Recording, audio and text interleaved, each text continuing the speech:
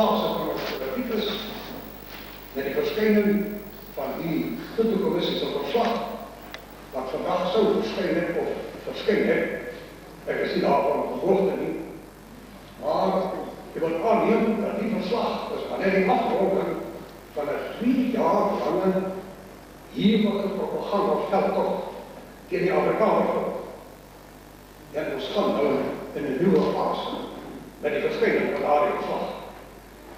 Van 1996 af, 2 jaar gelede toe het begin het, was Suid-Afrika blootgestel aan 'n daaglikse dosis van publisiteit, wat net een groot indruk moes vestig. Die Afrikaners is op die beskouwing van die geskiedenis. Hulle moet boete doen oor wandaden wat gepleeg is, by die handhaving van apartheid. En om het te laat insit, en die media apartheid tydig en ontydig gebruik, amper soos die Drumse sand, sy grootste vloedwoord op die drukparade gebruik. Die apartheid-regime, daar is nooit alles gepraat as van die apartheid-regime, die apartheid-era, selfs die apartheid-generals en die apartheid-judges. Alles net om die woord apartheid gedurig in die gesprek te hou en apartheid en Afrikaans feitlik uitwisselbare skaldwoorde geword. Elke keer wanneer apartheid gebruik is, was dit eintlik om ook te reflecteer op die Afrikaners.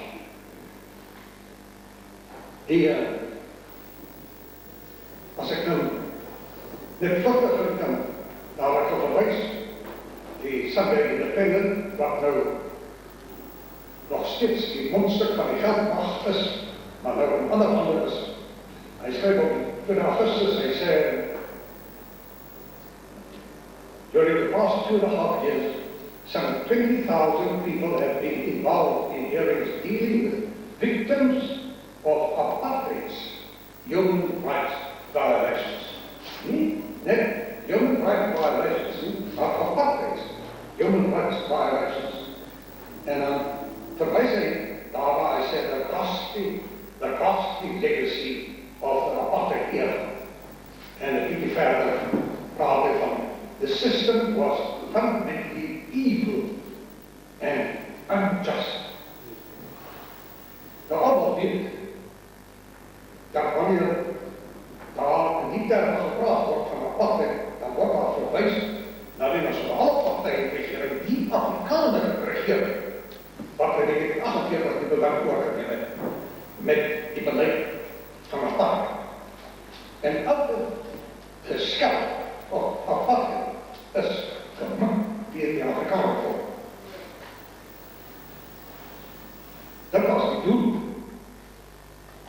wat bewustelijk nagestreefd is om apartheid aan die Afrikaner te koppelen en dit die groot zonde van ons tyd te maken. En die bijna ongelooflijke leer van verband daarmee was dat apartheid reeds 20 jaar lang nie meer die beleid van die Nasionale Partij was. Die Nasionale Partij het apartheid afgesmeer nadat Dr. Verwoerd vermoord is. Jy sal weet dat het nie openlik gedoen is nie. Hulle het nie gesê ons verwerk nou apartheid nie, maar hulle het gesê die beleid is wegbeweeg van diskriminasie. En wegbeweeg van diskriminasie was maar net een vertaling van wegbeweeg van apartheid. Ek daag in 'n geval uit om vir my net een enkele maatregel te noem, wat die Nasionale Partij na die dood van Dr. Verwoerd gekry het om apartheid te bevorder of te versterk. Ek hoef nie van die verlede geluister nie, maar sedert daardie tyd is apartheid in sport afgeskaf, in hotel, theater, op die strand, diep, op weg, op ongeorganiseerde is afgeskaf. Weer die oorlog het gesê om dit te verbeter. Hy wil beter kontig oor skielikheid sy. Die wet op gemengde huwelik is afgeskaf. Derkassekering is afgeskaf. Toestromingsbeheer van die swakkes is afgeskaf. In 1977 met die grondwetlike voorstelle van Foster is afgesien van die grondwet van Blank Suid-Afrika en is veelmassige regering in vooruitse gestel. Later het die woordwater een drukke machtsdeling gemaakt. Van apartheid was daar in die afgelopen 20 jaar geen minste vooruitzicht om dit te vestigen of te handhaven. En die 1998 verkiezing, sal jy onthou, November 1998, as die Nasionale Partij se plakkaat, NP sê, eie skole, eie woongebiede. Dit is al wat nog van apartheid oorgebleef. Eie skole, eie woongebiede. En jy weet, dit was in November en Februarie, in Februarie, ek weet die klep ook daarvan afstand gedoen. So dit is die grootste leuk dat die sogenaamde grove skending van mensenrechten het plaasgevind om apartheid te handhaaf. Dit het plaasgevind terwyl die bewuste beleid van die regering was om af te sien en apartheid.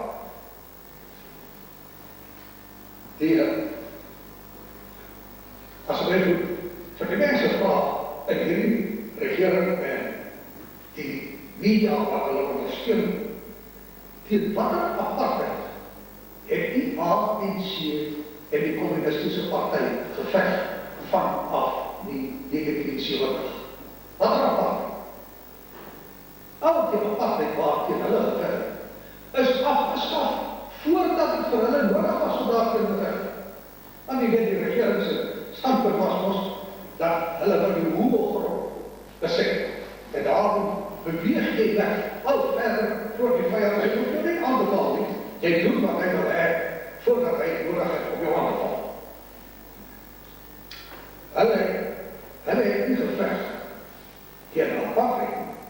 Hulle het geveg om die Afrikanerse politieke macht te breek en dit te laat vervang deur 'n swart communistische regering. Daarom het die terroriste oorlog gegaan. Niks anders. En jy weet, dis een van die merkwaardige dinge, dat as jy wil terugkyk in ons geskiedenis, wie was die mense wat van die begin af die heftigste vyande van apartheid was? Omdat jy geheerde vergis, hier is die Communistische Partij se komstige koerant, die Nieuw Manifest, van 7 Desember 1961. En die opskrif is New Moves to Smash Apartheid.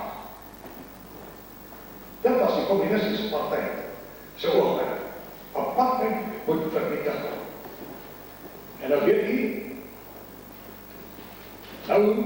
dat apartheid as die groot politieke sonde en die Toekomstige verslag wat nou moet verskyn, word al gesê, wêreldwyd, dit is nou 'n rapport van hierdie week, wêreldwyd sal die verslag beskou word as die gesaghebbende geskiedkundige dokument oor die apartheidsjug. En hy sê verder, daar sal gevalle studies van die ergste vergryp onder apartheid wees, wat oor die televisie uitgesaai sal word. Nou kan jy besef, waar ek aan die begin gesê het, ons is aan die begin van die nuwe fase, dat nou sal die propaganda van die afgelope jare sal nou as amptelike geskiedenis aangebied word. Nie net vir ons nie, maar vir die hele wêreld. Van tevore het rapport geskryf, hy sê, ek onderskat nie die grootste taak nie. Dit is seker die belangrikste geskrif in die landse geskiedenis. So ons moet vir ons klaarmaak, dat ons gaan 'n termyn in wat uitgereik sal wees, waarin ons gekondisioneer sal word om alles wat ons weet van die geskiedenis te vergeet en hierdie nuwe geskiedenis te aanvaar.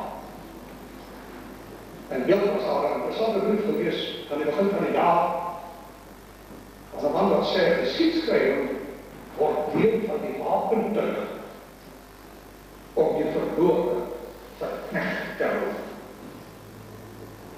Dis die geskiedskrywing. Dus vriende, wanneer dat ons vir mekaar visies maak, dat hierdie vergadering verplaas in die teken van een van die heftigste aanslag wat gemaak gaan word op ons volk, se volkstrots, op ons waardigheid en ons historiese sin. Ek het vir julle gesê, dat is 'n opvallende beeld, dat die communistische strijd geveg is teen apartheid. Of althans, dat die schending van mensenrechten gepleegd is om apartheid te aanpakken. Die termijn waarvoor die commissie moet onderzoek gedoen het, is vastgesteld vanaf 1 maart tot 10 mei. 1 maart 1960 tot 10 mei 1994. Nou, dit is 'n baie goeie vraag, waarom 1 maart 1960 gekies is. Want die Nasionale Party het in Mei 1948 oorgeneem. Maar daai tyd van 48 tot 60 word net weggeskryf.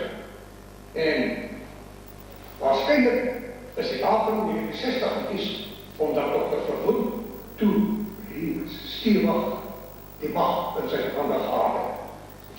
Maar nou is die verwaardiging nou, dat as die schending van mensenrechten moes gegaan het, om weens apartheid, dan moes die grootste schending van mensenrechten plaasgevind het in die tydperk 1960 tot 1966.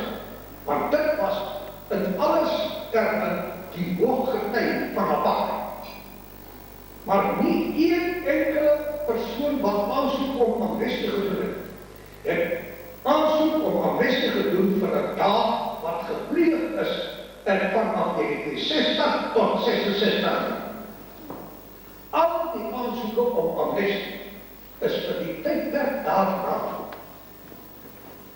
En 'n mens kan met die grootste reg sê dat die Toetelkommissie se rekord van aansoeke om amnestie deur schending van mensenrechten is eintlik in die apartheidsera.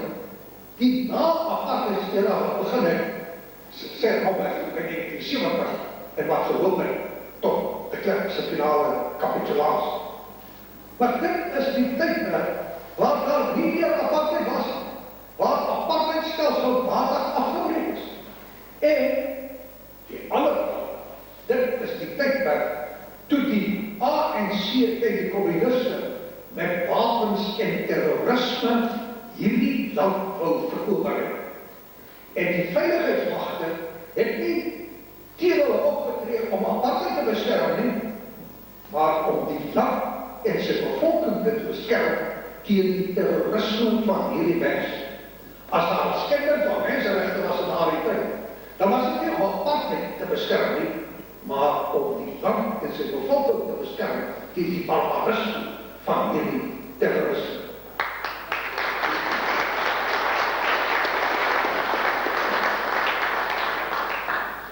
Ek het gesê, dat was die hoogtyd van apartheid.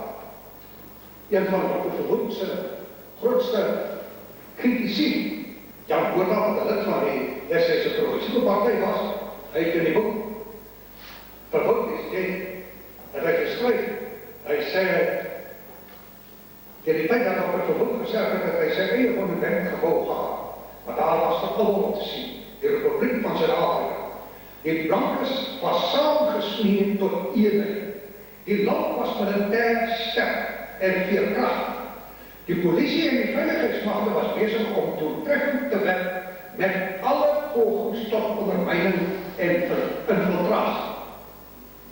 Die terroriste was magteloos geweest in Dr. Verwoerd se tyd. Die land het vrede en orde gehad onder 'n beleid van apartheid.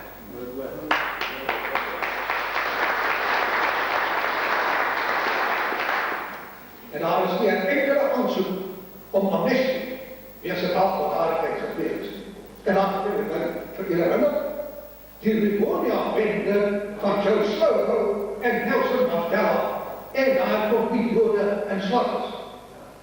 Het plaasgevind in 1963. Hulle is gevangen gezet. Hulle is verhoor. Maar daar is nie een van hulle wat aansoek gedoen het om amnestie vir die dae wat hy gedoen het, of wat klagte ingebring het teen polisie weens swak behandeling of skending van mensenregte nie. Abraham Fischer het in daai tyd in die gevangenis gesit. Maar niemand het kon klaar dat Abraham Fischer deur die veiligheidsmagte mishandeld is nie. En daar was 'n wet van wat 'n man, wat die minister gewag het op 'n man, 90 dae aan te hou. Later aan 180 dae aan te hou. Daar was geen enkele aansoek dat daar iemand verklaar dat hy 'n skending van mensenregte lei.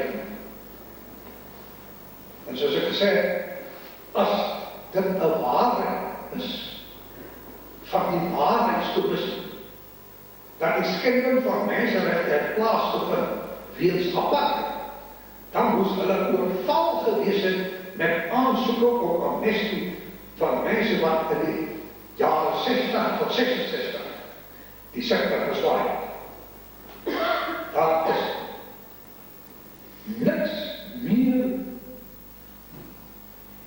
nodig om in die openbaar te toon hoe groot duur dit is dat die skending van mensenregte plaasgevind het weens die feit dat apartheid toegepas was in Suid-Afrika. En nou waarom is dit bedoeld met die waarheidskommissie? En wat hulle tydig en ontydig hulle self die kwalifikasie toeneem, is het seker wat gepas om te vraag. Wat is die waarheid van Suid-Afrika? Die waarheid van die afgelope, zeg maar, 5 decades. Wat is die waarheid? Je weet, misschien bewust het toch vir die priester wat voorzitter is van die Tutu-commissie, Desmond Tutu, weer herinner, dat was generaal de Gaulle, wat bij gelegenheid gesê het, the strength of the prophets of Israel lay in the fact that they proclaimed the truth when everything was against it. En nou wil ek daarom vir ons sê, daar is net een groep mense wat die waarheid in verband met Suid-Afrika ken en bereid is en die moed het om dit te sê. Dit is die Afrikaner nasionaliste wat gebring is in hierdie land.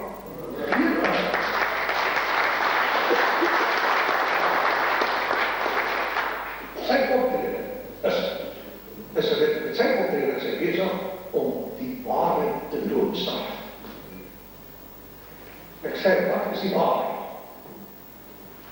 Ons word bewys gemaak dat ons moet gaan skuld bely omdat ons geglo het daarvan dat mense van verskillende etniese groepe, van verskillende rasse, sal die beste saamleef as daar skeiding is.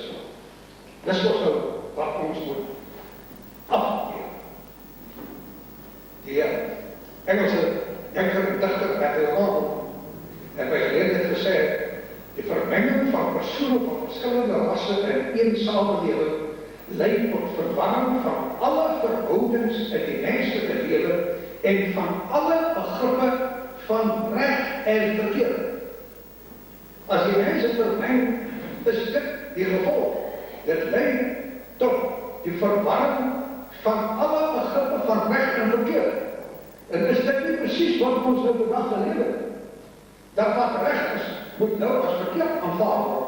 En wat verkeerd was, moet nou as reg aanvaar. En in naam van democratie moet alles nou geheilig word. As jy net jou beroep op die democratie, dan is dit die einde van alle argumenten. En jy weet, dit is ook een heel geval nieuwe ding. Ondanks nog, in 1994 is daar door die BBC in een nieuws, iedereen gesê, Alistair Cook het gesê, Alexander Hamilton, dis die Amerikaner wat bezig was, wat in van die mannen was, wat heel groot werd geskryf. Alexander Hamilton said in 1804, among civilized nations, there is none that would consider democracy to be a form of government worthy of notice. So het mense die sogenaamde democratie beskou. En nou word vir ons voorgehou as die heiligheid van alle heiligen. En hierdie rassevermenging is mos nie die eerste maal dat dit nou op ons hier afgekom word nie. Amerika is ons eintlik die model van hoe goed rassevermenging werk.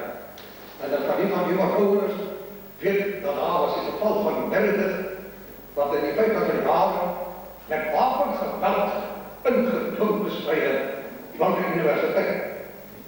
Maar Meredith se hare en maak het 17 grys geword.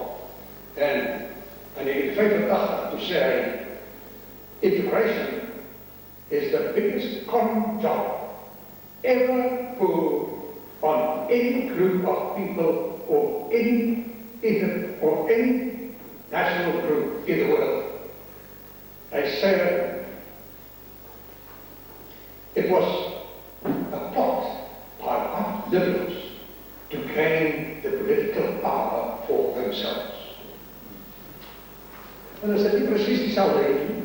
Is dit nie maar net dieselfde, die wit liberaliste, wat integrasie toegevoegd gepas wil hê in Suid-Afrika, sodat hulle die macht kan kry. Want dit is sigbaar. Maar Mandela het ons self gesê, hy sê ons is maar net nou die dag in die bos. En as jy net nou die dag in die bos is, dan het jy advies nodig om die land te regeren. En wie is die mense wat doen? Hierdie massa consultanten wat aangestel word op ons rekening. Wat doen? Moet helpen om die mense wat nou dag in die bos kom, die land te gaan regeren. Hier sê iemand, dis die grootste kontak, die grootste operatie wat daar was, om integratie te doen. En een van die Amerikaners, wat in die Suid-Afrikaanse courant geskryf, Ramsey Millen, hy het 'n paar jaar gelede gesê, hy sê dit is so, dat as Amerikaanse swartes die mees ondervoede in die nasie is, hulle ook in elk ander faset van die lewe agterstaan. En die onderwys is blanke Amerikaanse kinders ver bo in prestasie, feit en bywoning van colleges. Die sterkte koers onder swartes is bijna 4 maal hoër as onder anders. Bijna 60% van die Amerikaanse topbevolking is swart, hoewel swart is 10% van die bevolking. Hier self ons is die agtergeblewenes. Dink jy sal ooit die agtergeblewenes by die grootste skryf? Daar moet u meer Amerikaners 150 dae met alle lange die, met wette wat hulle afdruk.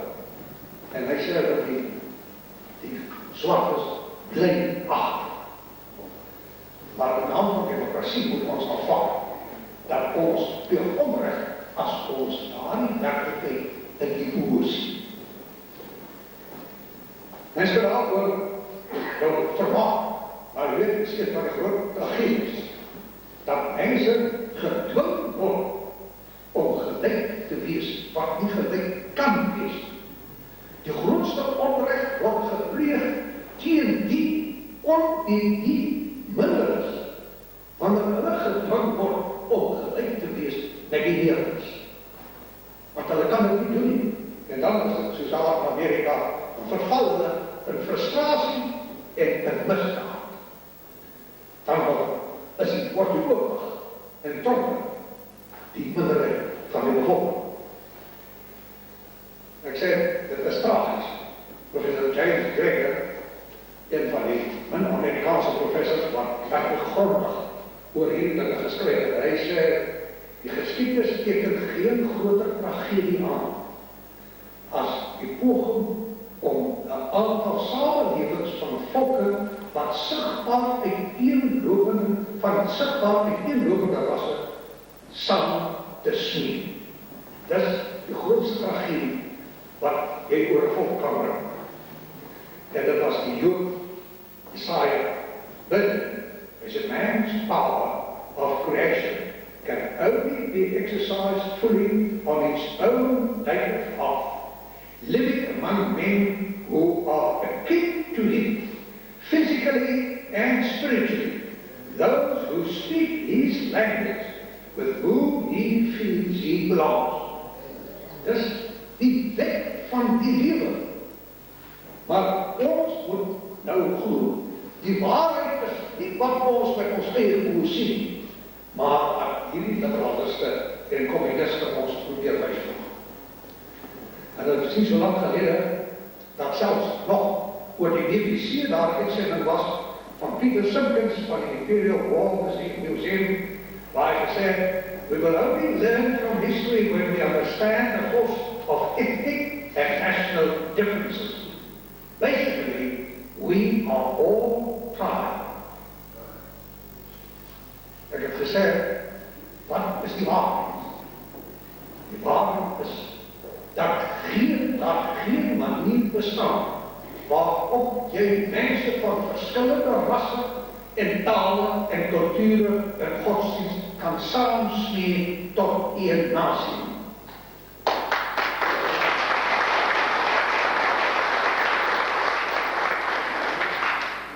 Die toppunt van absurditeit is dat daar by ons gepraat word oor 'n reënboognasie. As daar een enkele kenmerk van die reënboog is, dan is dit dat daardie kleure wetmatig geskei is. Die een vloei nie in die ander. As daar sprake kan wees van 'n reënboognasie, dan is dit soos wat die nasionale party om dit op te verhoed, wou hê dat die kleure geskei moet wees, volgens die wette van die lewe.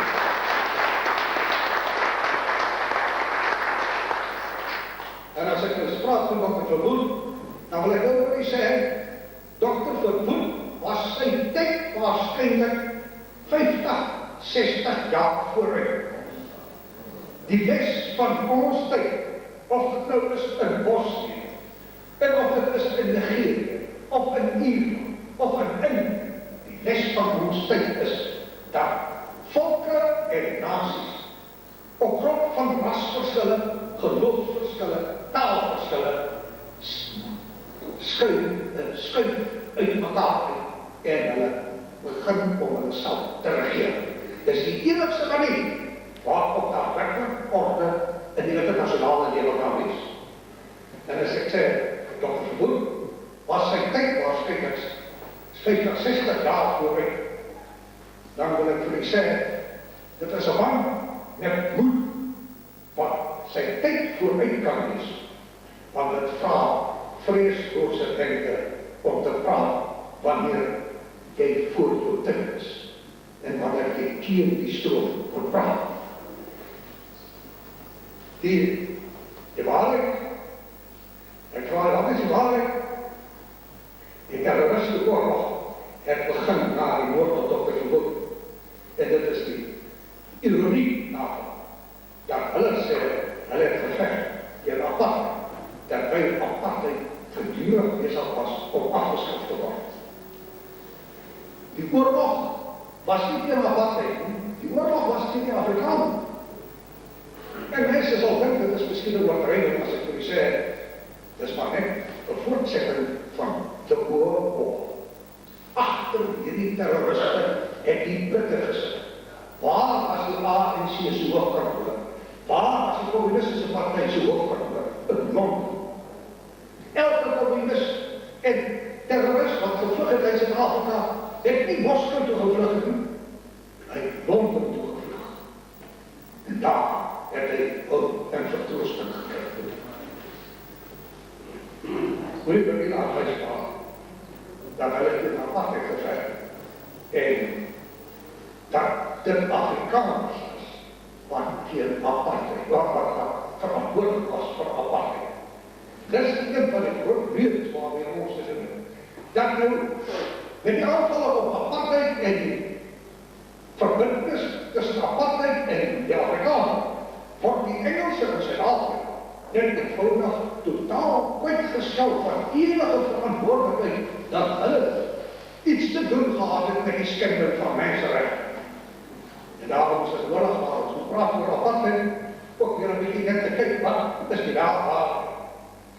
Je weet, John Foster in die reputatie gehad, dat hij is de eerste man wat het niet durven beleggen om een cricketspan van bankers te spelen. Maar dat is een groot misvatting. Je weet niet eerlijk om dit te doen, kom een Engelsman. En waarschijnlijk de grootste Engelsman van alle tijden in Zuid-Afrika, Cecil John Rhodes. Cecil John Rhodes heeft in 1894 was hij eerste minister van die Kaap. En toen was daar een cricketspan dat gekies was om naar Britannië toe. En toen heeft er een kleurling met die naam van Krom Hendricks gekies in die span. En Cecil John Rhodes heeft ingetreden om te verbieden dat Hendricks in haar span gaan klappen. En vanaf 1894 heeft elke regering waar de Kaapkolonie was en de Natal en de hele Zuid-Afrika daar recept gevolgd. Het is niet de nationale partij wat dit uitgewerkt heeft niet. Dit is het beleid wat gevolgd is oor daardie hele tydperk vanaf 1894 tot 1994.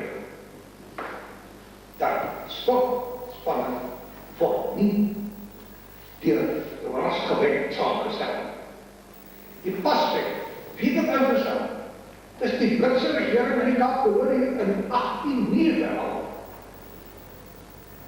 En dit was die Sir Jameson regering, Rhodes se aanvang, wat in 1905 'n wet aangeneem het om rassenscheiding in die skole af te dwing.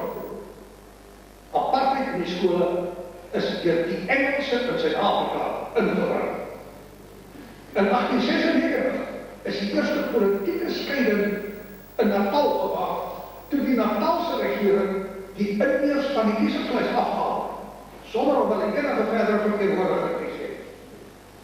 En in die Kaapkolonie, hulle het nie groepsdele weggehaal, maar daar was het vereiste dat in elke transportakte is daar ingeskryf dat daardie grond mag nie bewoon word of verhuur word aan 'n kleurling nie.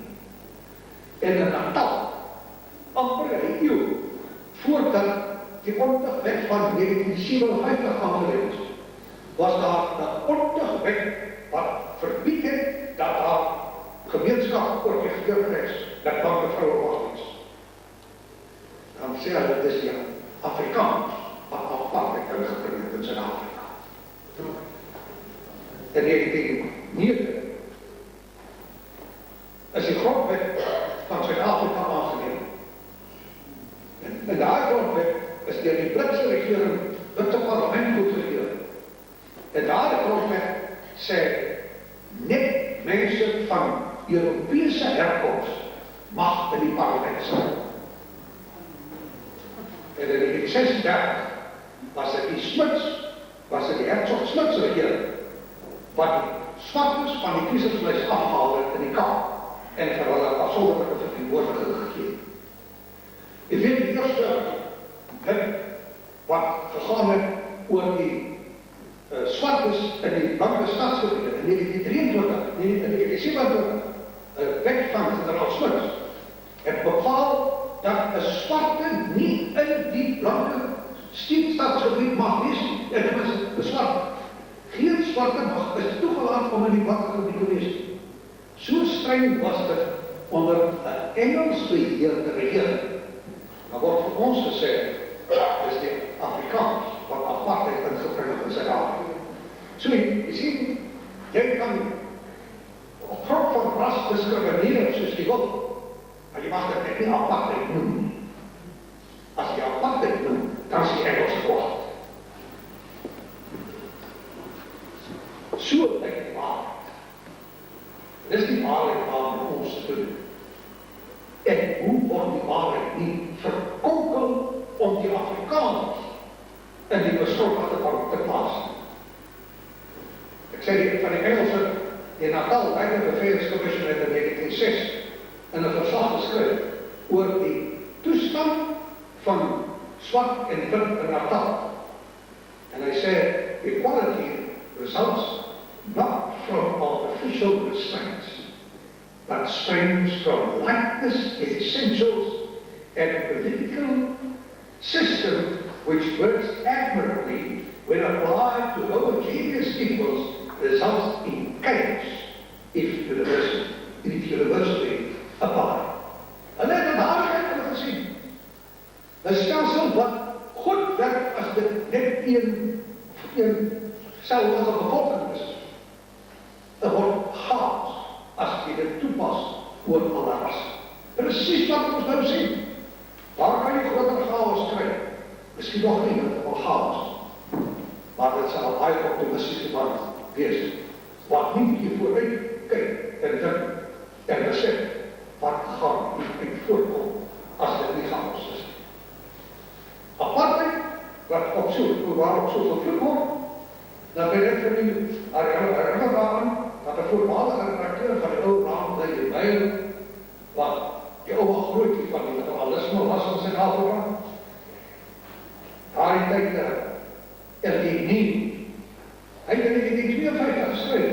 Hy sê the policy called apartheid, which now affects hostility abroad, is not a new and more evil way of treating blacks and colours. Apartheid is simply the Afrikaans word for separation. And listen no. And separation has been the underlying principle of the policy of Europeans in the African subcontinent for generations. In die hele Suid-Afrika continent is 'n geslagte land die beginsel separation. En separation beteken net apart.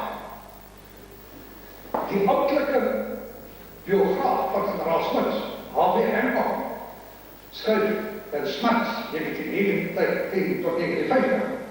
Hy sê apartheid was a new word for the segregationist policies which all previous governments have pursued on this or that sector of the racial front, but never as yet along the whole unbroken front of racial theory and practice.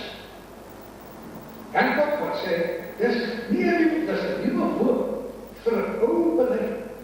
Maar die Engels het 'n vloekwoord gemaak om die Afrikaners te beskik as mense wat in onreg leef. 1960 is by die skip getrek om Dr. Verwoerd as die, soos hulle sê, die aartsverteenwoordiger, die apostel van apartheid, om hom in die beskuldigde bank te kry. Dis waarom 1960 gekies is. Maar in omkunde of onverskillig het hulle nooit gedink wat was die politieke toestand van 1960 tot 66 of hulle daar getuiges sou kry om Dr. Verwoerd aan die skap af te spijken. Ek het dat al van tevore aangehaal, maar wat met weer vir doen. Toe Dr. 5 weke voor Dr. Verwoerd vermoord is, op die 30ste juli 1966, toe skryf die man by die Bijbel, at the age of nearly 65, Dr. Verwoerd has reached the peak of a remarkable career. No other South African Prime Minister has ever been in such a powerful position in the country. He is at the head of a massive majority after a sounding victory at the polls. You know, the nation is suffering from the surfeit of prosperity, and he can command almost unlimited funds for all that he needs at present in the way of military defense. He can claim that South Africa is a shining example of peace on a troubled continent.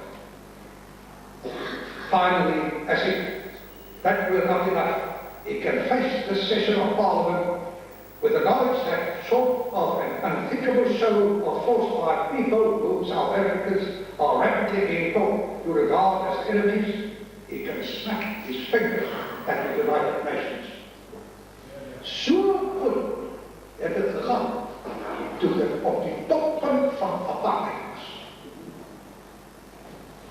As daar een waarheid in ons tyd is en wat gaan oor hierdie tyd waaroor die kommissie ondersoek moes uitstel, dan is dit dat apartheid was 'n skitterende sukses in Suid-Afrika.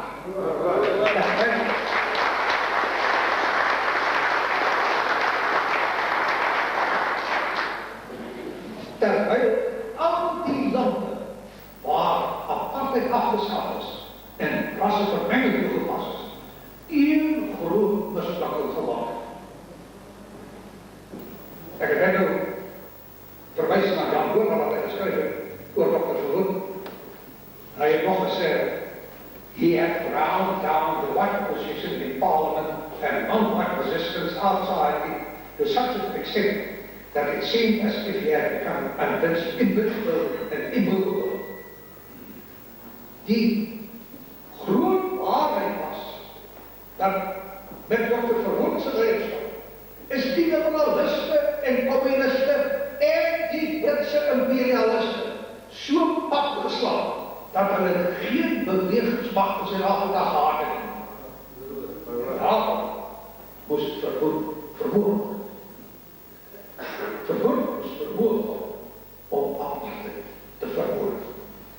Want dit is precies wat al daar gebeur. En dan wil even my sê, daar is nie 'n verband tussen die twee dinge. Dat eers vermoord en vermoord. En dan daarna kom mense wat alles vermoord waarvoor vermoord gestaan. Waarom het hulle nie, as dit nie was vir Dr. Verwoerd, waarom het hulle die onderzoek begin by 1948? Dit gee die hele staat weg. Ek het vir die net gesê, die oorlog is uit Britannie gevoer. En Verwoerd was die groot versperring. En die strewe van Britannie om Suid-Afrika onder een groot Engelse invloed te kry. In Verwoerdse tyd was die merkwaardige ding wat gebeur het, dat Suid-Afrika was besig om onder Afrikaner invloed 'n magtige staatsblok te word. En dit was die groot bekommernis van die Engelse. Hulle is verhoed dat Suid-Afrika 'n magtige nywerheidsblok word onder die invloed van Afrikaners.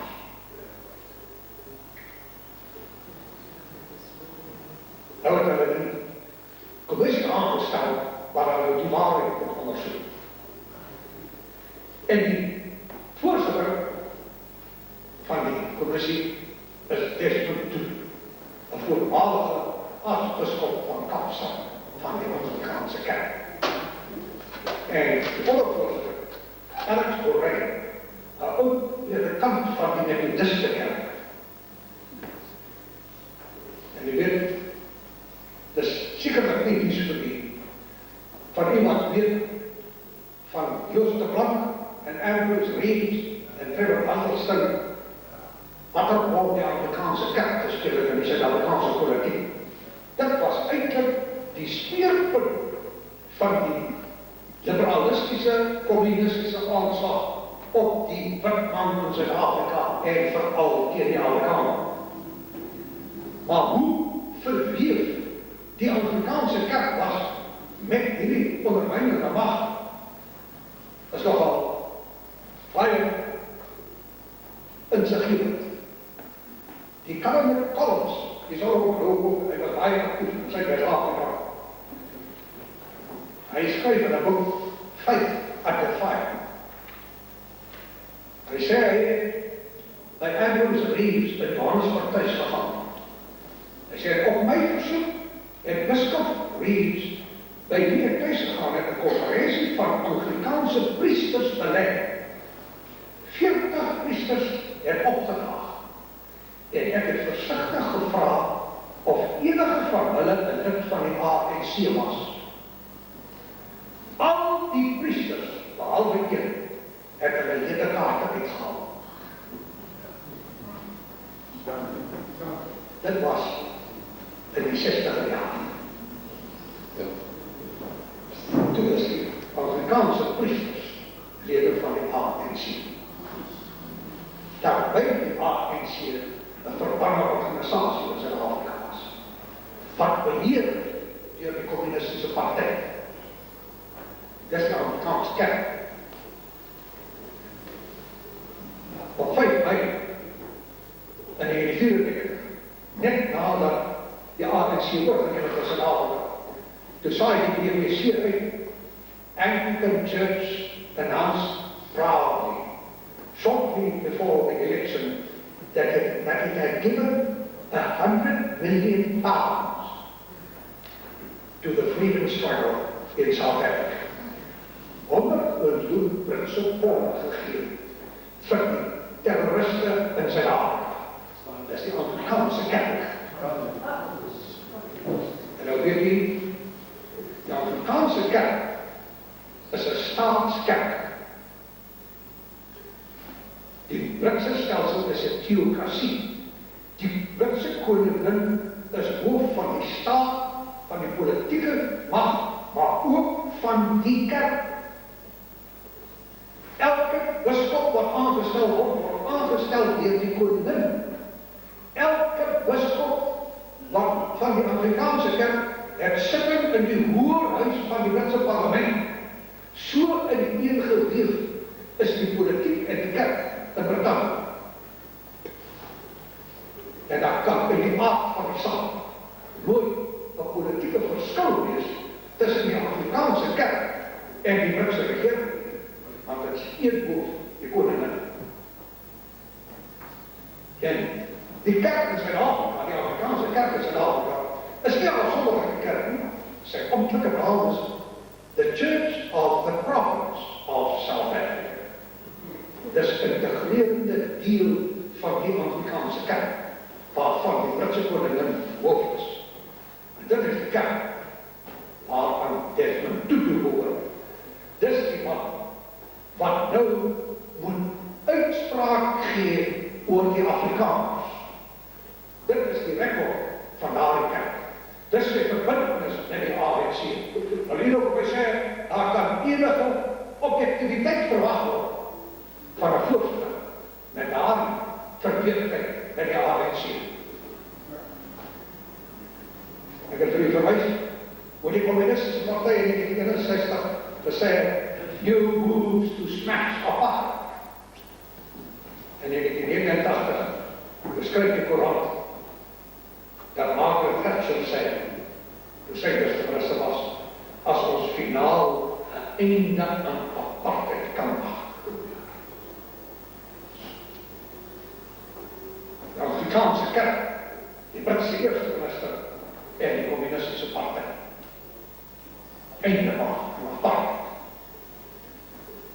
So lyk die waarheid, wat nie deur die waarheidskommissie onder oë gesien wil word.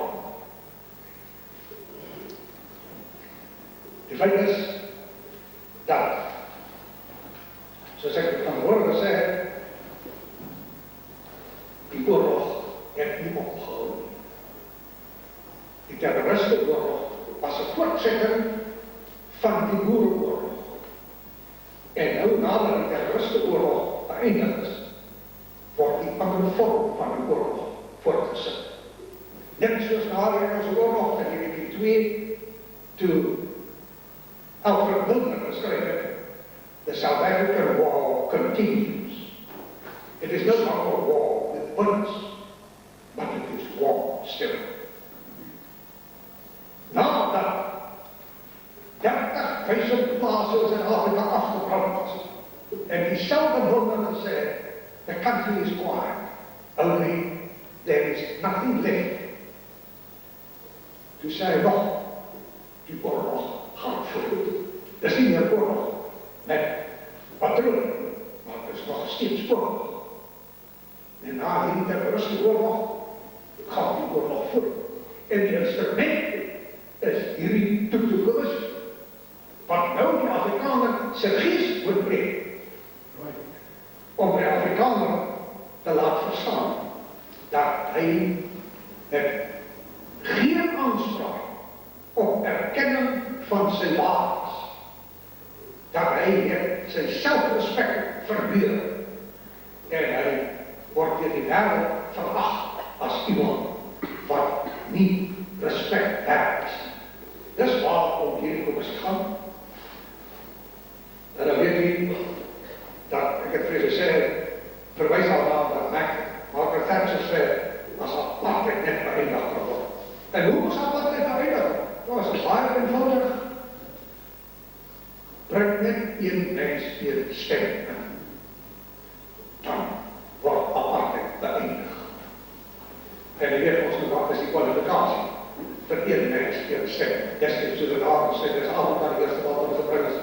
En die boere gesê, ja, jy het 3 kwalifikasies nodig om te kan stem. Jy moet kan wegoploop, jy moet met 'n klip kan gooi, en jy moet kan vuur maak. Dan kan jy stem. En dan kan jy die dier van die land. Dis wat ons het, dis die democratie wat ons het, om die Afrikaners as 'n macht te breek in Suid-Afrika. Ek het my gesê, dat die oorlog wat voort is, dat ek verwys na Bilder gesê, die oorlog die voort. Die oorlog het nooit opgehou. En 1960, toe het die regering van meneer Paul Sauer, wat destijds een beetje in moeilijkheid was voor wat hy gesê in verband met apartheid, het hulle gesê, gaan we die rustig oorsien. En toe Paul Sauer terugkom, en Paul Sauer was eindelijk maar baie ver paraat. Toe kom hy, en hy sê, sy woord is, ek is getref deur die stroomgif wat sy oorsprong in Britannië het. En hy is so nieuwig bewust aan. Byna alle lande het Engelse koerante en almal saam gif teen Suid-Afrika. Dieselfde geld vir die BBC, wat vandag uit Britannië kom, is niks anders as 'n haatgesang teen Suid-Afrika. As dit die geval is, wat moet dit beteken? Anders as dat die oorlog waarvan Milner gepraat het, war without bullets, wat voort is. 1960, 60 jaar waarop die commissie sy onderzoek moes begin. En, voorzitter, je moet beseffen dat die methode wat nou tegen ons aangewend word, sou nie uitwerking op ons laat as ons nie nou oor die afgelopen 20 en meer jaar geconditioneerd was om wat ons altyd aan geglo het nou te beklui en wat ons altyd verwerk het nou te begin dink, is dit nie maar waar nie. Ons is geconditioneerd om nou in die volgende fase geneem te word en dit is dat ons moet afstand doen van wat ons is en wat ons het. Ons moet nou gedienstig word om te glo wat die vyande wil hê, ons moet glo wat ons is en wat ons moet wees. Die feit is, en dit word baie duidelik uitgestel deur toedoen, dat ons moet nou onsself eenvoudig nie eers meer verdeel. Ons is plaasvallig oor. Op die 6de Mei, 1996, sê hy, ek herhaal my smeekbede aan die Afrikaner, as u net bely en u bekeer. Dat is die eerste praat, die skuldig is nie. Toe ek in plaas En je moet net beleid en dit. Ja, natuurlijk, je moet beleid voor Tutu. En je moet bekeren tot Tutu's geloof. En wie beseft, hoe met wat er minachting wordt die Afrikaner behandeld. Verleden jaar toen zei hij in Amerika, hij zei dat is net logisch dat die schenders van mensenrechten Afrikaners is. Omdat het hulle was wat die boerse stelsel van apartheid in stand gehouden. Dis die uitspraken wat Tutu maak en wat die nou moet aanbieden in hierdie verslag sal verskyn. In vandag se beeld is daar 'n berig waarin hulle sê, Tutu het gesê hy wil graag hê wit mense moet meer menslik word. Wit mense moet meer menslik word.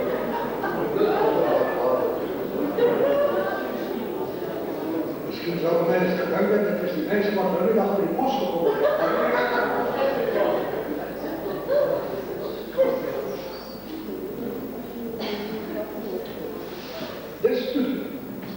dat is wat ik moet verwachten van hem.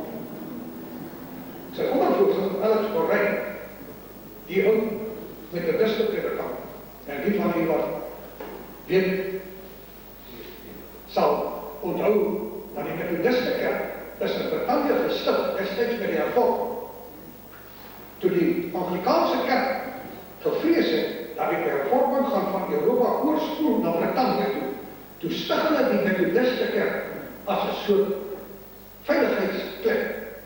Want mense wat ontevrede is met die Anglikaanse kerk, kan naar die Methodistenkerk toe gaan.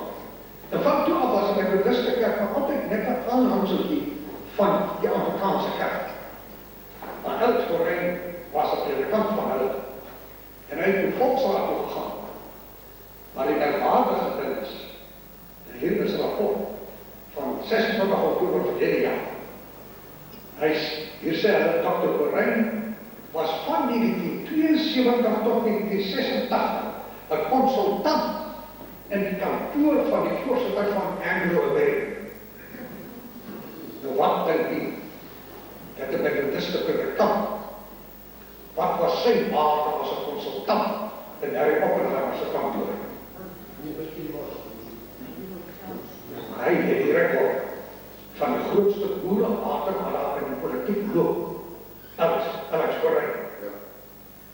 En nou is dit nie merkwaardig dat hy was daar tot 1986.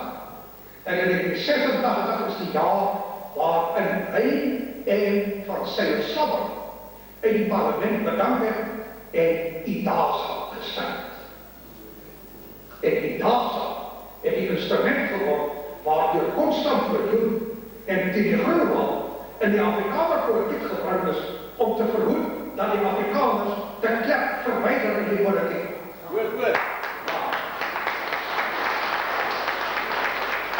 De Afrikaner volksfront is te stig om te gaan onderhandel met die ANC om 'n volksstaat te kry.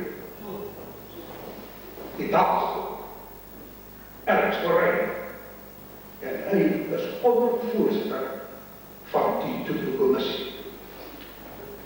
Wil jy verder weet wat 'n mens kan verwag van hierdie soort politieke figuur wat daar was. Die kommissie bestaan met 17 lede.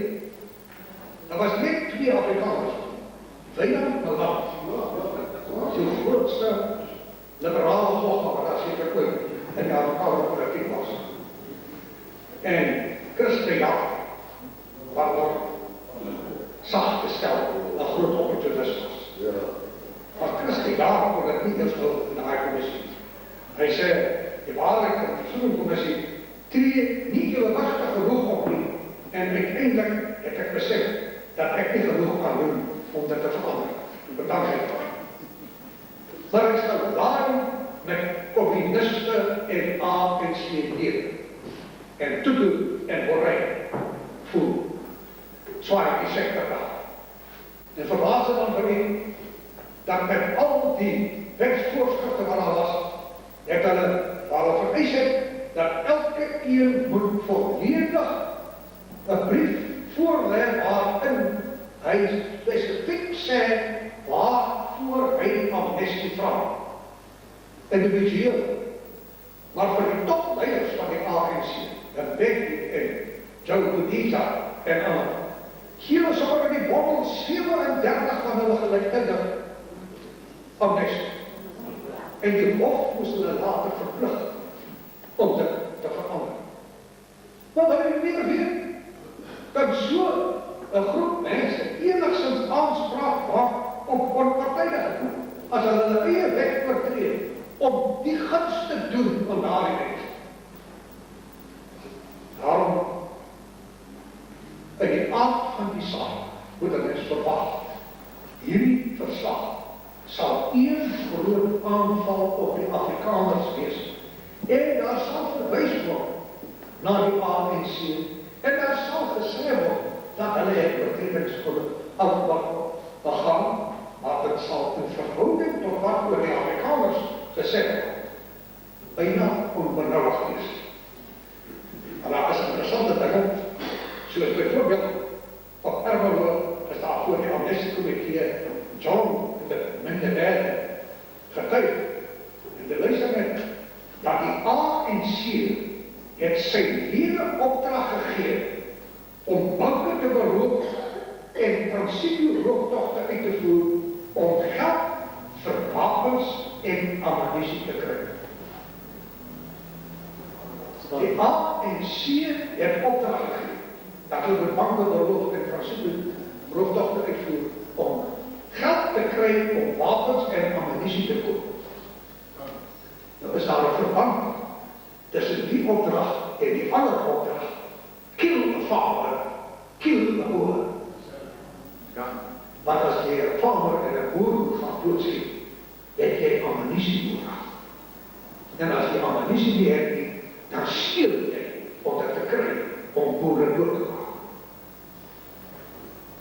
En toe die kommissie daaraan aandag gegee, of daar 'n verband is tussen daardie dinge. Ja, en nou, hulle sê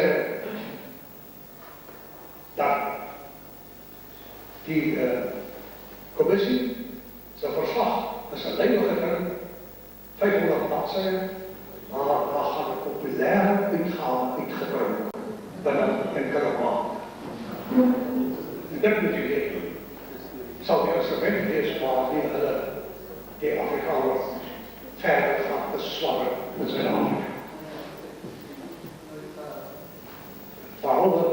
Behalve die 37, wat hulle so amnestie gegeven, moet ek toch nog wijs daaraan dat toe Winnie Mandela getuig het voor die kommissie.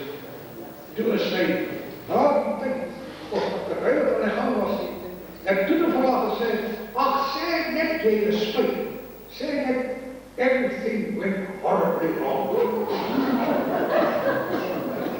En toen de klaar was om hel zijn,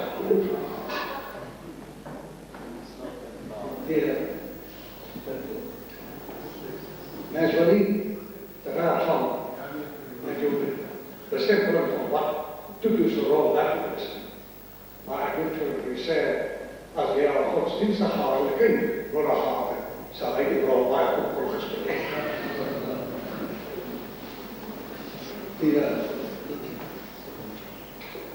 Ons moet beseffen, ik heb u gezegd, daar zal in die commissie verslag ook gepraat worden over de rol waar je ANC gespeeld heeft om mensen te vermoorden en te maken. En die ANC, volgens vooruitberichten van vandaag, maakt besluit daartegen dat dit verhelpt. Mijn vader is net zo goed als u, maar ik geloof dat dit is niet echt. De ANC maakt besluit omdat hij die indruk wil geven. Hij wordt veronrecht door die Tutu-commissie. Want als hij dit niet doet, dan zou het net die Afrikaners wees wat bezwaar maakt tegen die Tutu-commissie. En dan zou die eerste daarvan geweest zijn dat die Tutu-commissie is alles in de gunst van de ANC. Maar as die ANC nou beswaar maak, dat hulle in 'n slegte lig gestel word, dan lyk dit asof dit 'n baie edelwigtige verslag was. Kyk, die ANC maak beswaar en die Afrikaners maak ook beswaar. Dat dit afgespreek kan wees, daar sien ek baie beperk. Maar laat my net van, vir u sê, een van die ANC van die Commissie het gesê, dat die Afrikaners ook baie dankbaar is, dat daar nie 'n Nuremberg verhoor was. Dit jou aan, die Nuremberg verhoor, wat oorlogsmisdade verhoor, dit moes op die Afrikaners toegepas word. Maar waarom het hulle nie 'n Nuremberg verhoor ingestel nie? Dit het hulle vrygestaan om dit te doen. Die Nuremberg verhoor het so 'n historiese stand afgegee, dat niemand ooit weer aan so 'n ding sal vat. Dat was die Amerikaanse senator Howard Taft van Ohio, wat paar jaar na die Nuremberg verhoor, het hy gesê, die verhoor van die verowerdes deur die oorwinners kan nie onpartydig wees nie, hoe dit ook al geprooi word deur die vorms van regspleging. En hy sê, die verhoor het die fundamentele beginsel van Amerikaanse reg geweld aangedoen, dat 'n man nie aangeklaag kan word onder 'n ex post facto wet, 'n wet wat gemaak is nadat die daad gepleeg is. En hy sê tenslotte, hy sê, by hierdie verhoor het ons die Russiese idee van die doel van die verhoor aanvaar, regeringsbeleid nie geregtigheid. En dit is presies toepaslik op hierdie toestand hier. Mensenregte was nie of 'n skending van mensenregte was nie 'n misdaad voor die tussentydse grondwet van 1993-94 nie. En nou word mense aangespreek oor skending van mensenregte van dade wat gepleeg is voordat dit 'n oortreding was in Suid-Afrika. Daarom word hulle nie geregtelik voor die hof bring om hulle op die manier te verhoor, soos wat met die Duitsers gemaak is.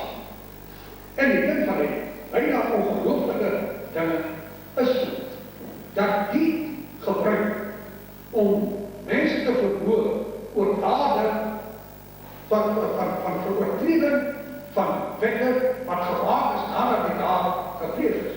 Het die VVO op die 10de Desember 1948 'n besluit geneem wat sê dat as jy 'n persoon aankla vir 'n oortreding wat gemaak is voordat die wet bestaan het, dan is hulle woorde, dan is dit 'n skending van sy mensenreg.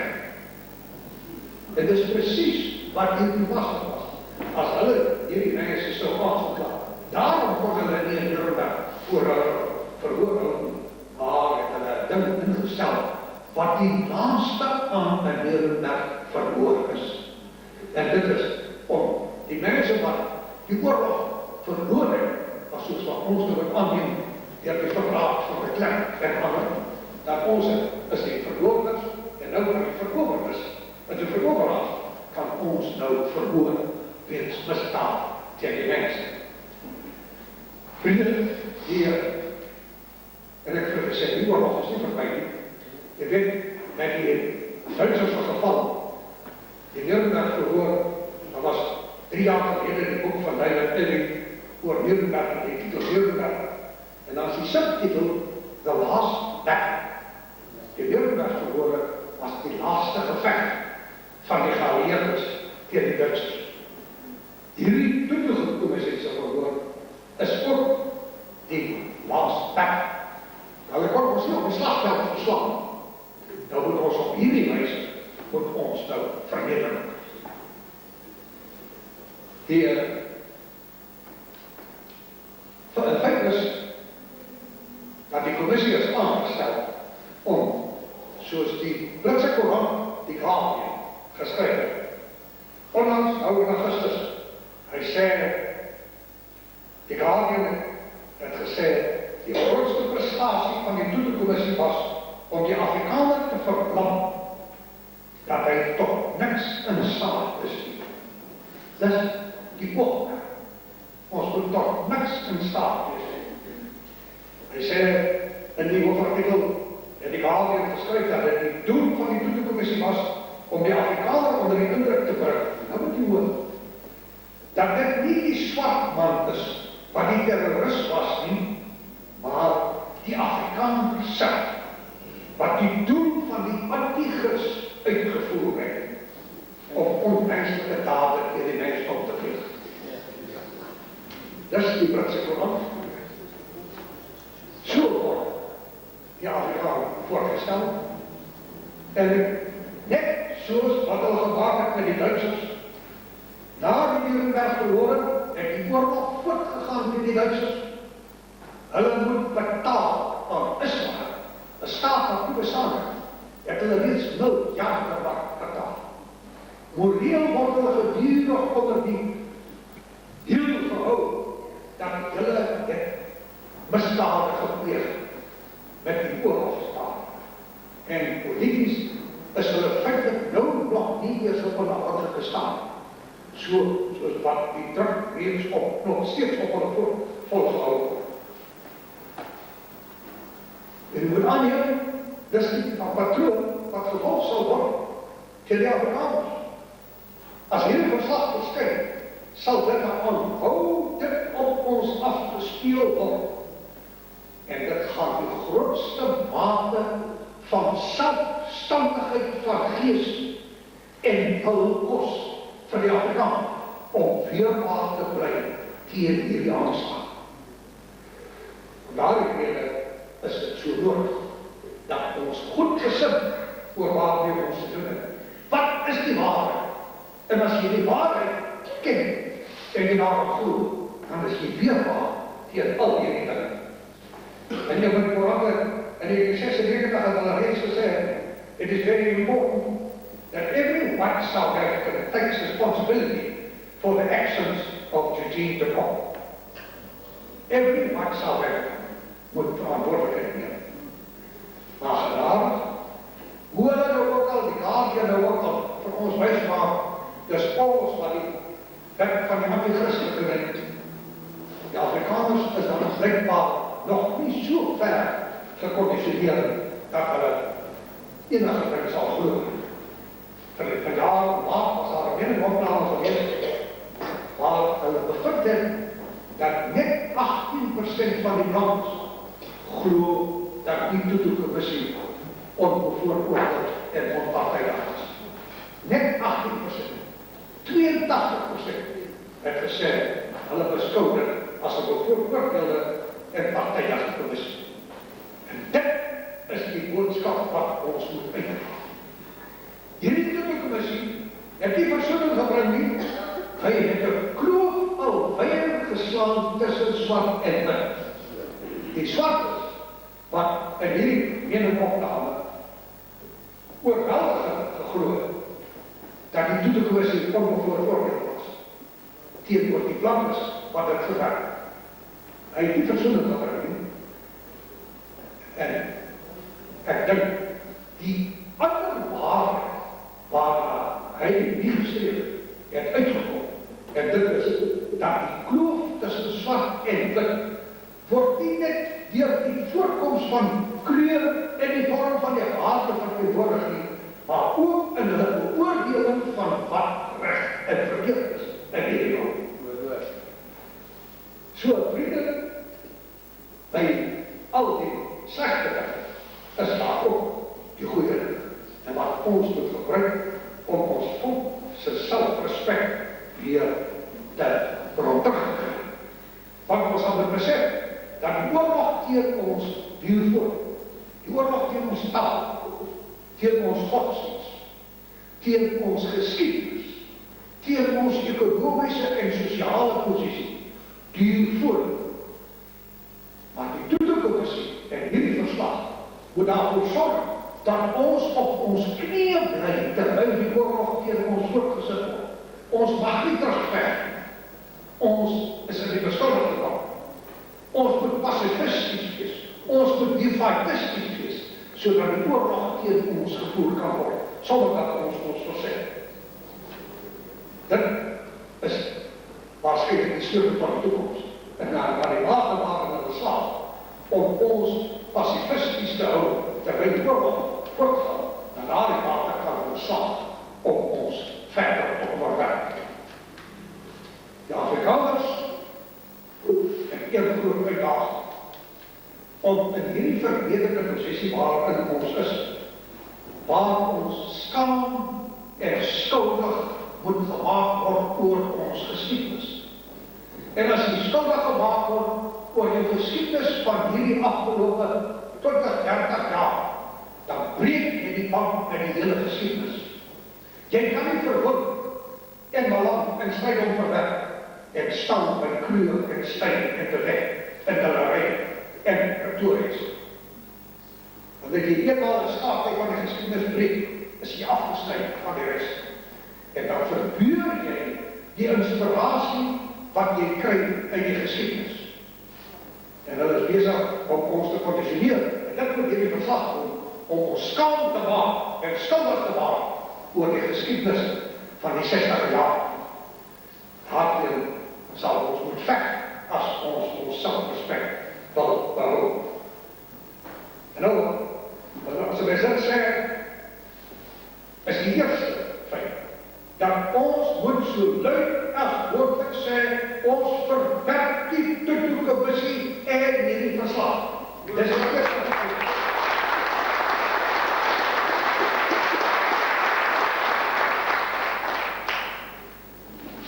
Ons verwerp dit omdat dit nie die waarheid is.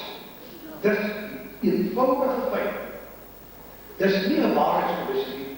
Dis 'n kommissie wat aangestel is om die Afrikaners te benadeel. Dis 'n boerehaatkommissie. Niks anders.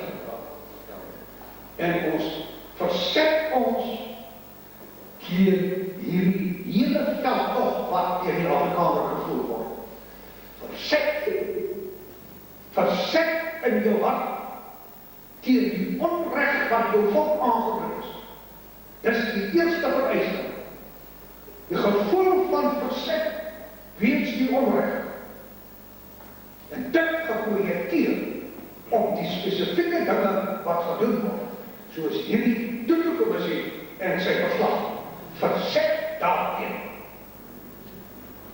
En as jy dit in jou hart gegrif het, en jy ons kan al hoe meer Afrikaners kry, om daardie verzet te deel, dan het jy die voorwaarde geskep vir die beskerming van ons volk se eergevoel en sy volkstands.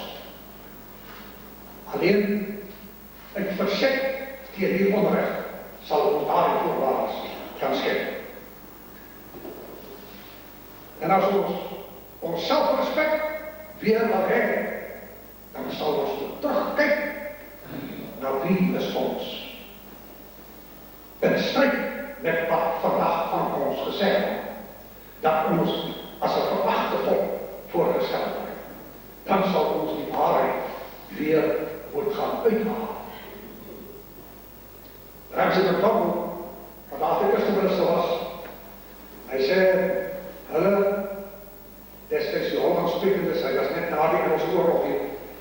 Hulle is nie maar blote immigranten wat met behaal droom van 'n tuiste duisende male weg, met familie wat onder 'n ander nagryn leef nie.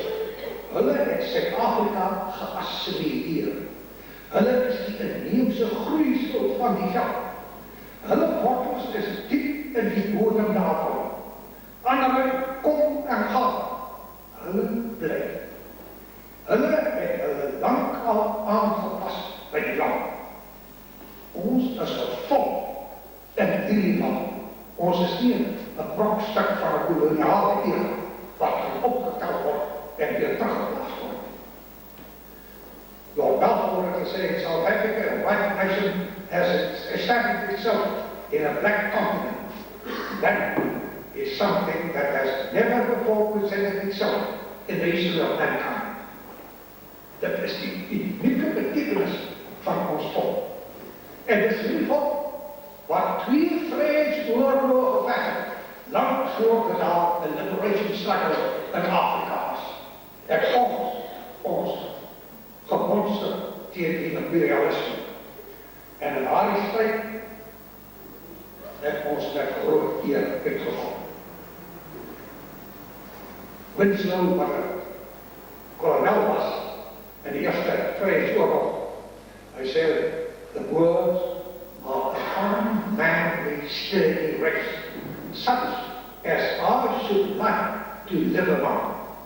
Dis wat hy wel so precies sê. Hy sal graag omdat die boere wil lewe.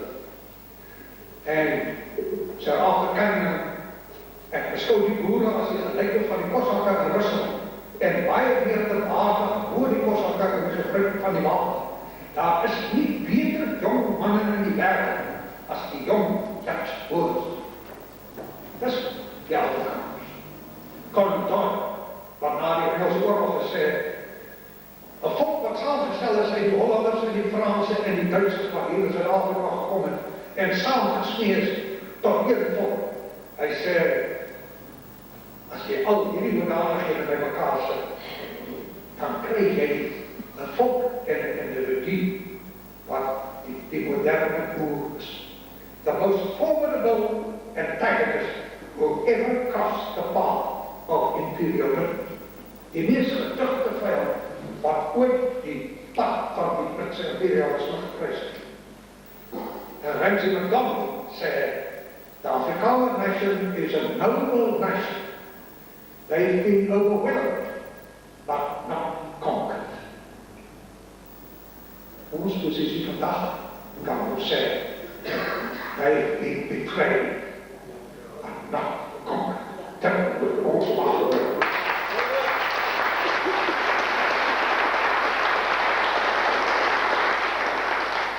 Dan moet ons nog kyk vir ons inspirasie. Maar daar is wat in die vroege jare van hierdie eeu, in 1901 en 1902, dat selfs Cecil Hamilton, wat die Wilderbuiters geskryf het, hy sê, for 18 months, these sturdy Dutch farmers, brilliantly led, fought gallantly on, undeterred by infinite hardships, and shaken by innumerable hairy escapes, in a passion of patriotism and hate of British interference, jare, desperate, irreconcilable. Dis die gees van die bitterheid. Dis die gees wat ons moet dra. Dis die mense waaruit ons kom. Dis die verpligting wat ons het teenoor hulle en wat hulle vir ons nagelaat het.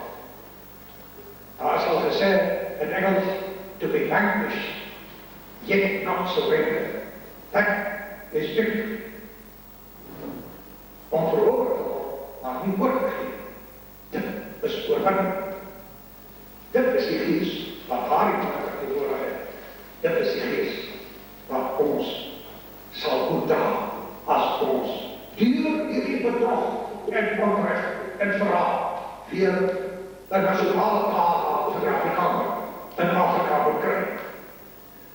En vir elkeen van ons, dat wil dit maar weet, of jy 'n man is of 'n vrou, jy sal nooit iets gedoen kry sonder moed. Moed is die grootste geestelike gawe na ons eer. En as ons ons geskiedenis kyk, dan is dit die groot bedandigheid wat die leiers gemaak het en die mense gemaak het, wat vir ons die geskiedenis gegee het, waarop ons vandag kan terugkyk, waarop ons kan steun om ons te vergeester vir die uitdaging wat voor ons nou lê.